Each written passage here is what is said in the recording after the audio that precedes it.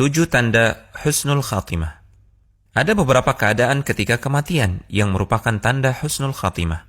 Dalam kitab Ahkamul Janaiz, karya Syekh Al-Albani rahimahullahu ta'ala, disebutkan beberapa di antaranya. Pertama, mengucapkan syahadat menjelang wafat.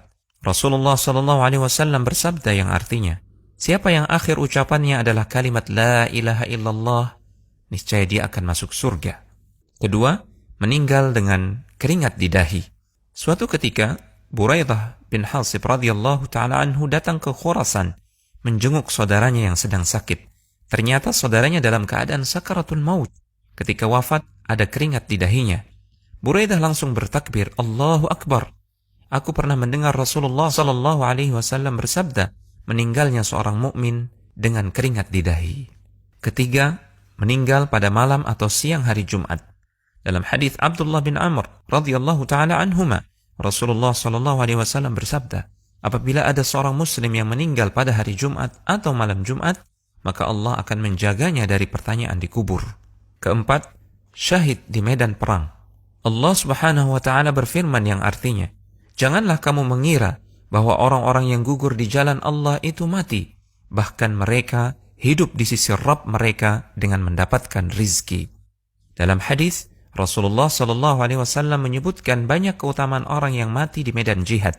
Beliau bersabda yang artinya, bagi orang yang mati syahid di sisi Allah, ia memperoleh 6 perkara, yaitu diampuni dosanya pada awal mengalirnya darah, diperlihatkan tempat duduknya di surga, dilindungi dari azab kubur, aman dari kengerian yang besar di hari kiamat, dipakaikan perhiasan iman, dinikahkan dengan hurun ain atau bidadari di surga, dan diperkenankan memberikan syafaat kepada 70 orang dari kalangan kerabatnya. Kelima, meninggal setelah bersabar dengan ujian yang Allah berikan. Rasulullah SAW pernah bertanya kepada para sahabat, siapakah yang syahid? Menurut kalian, orang yang mati di jalan Allah itulah syahid. Jawab para sahabat serempak.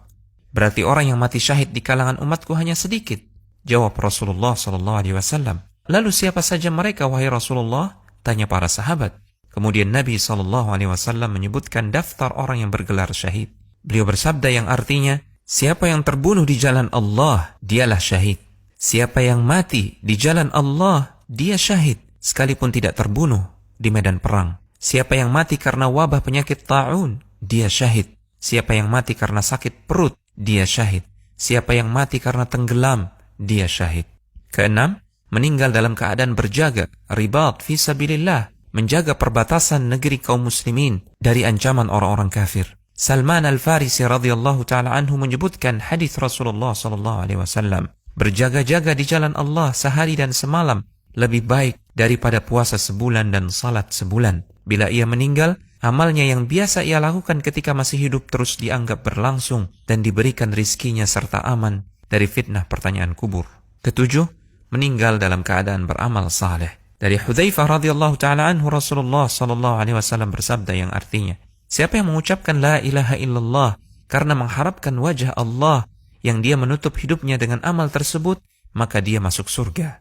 Siapa yang berpuasa sehari karena mengharapkan wajah Allah yang dia menutup hidupnya dengan amal tersebut, maka dia masuk surga. Siapa yang bersedekah dengan satu sedekah karena mengharapkan wajah Allah yang dia mengakhiri hidupnya dengan amal tersebut, maka dia masuk surga.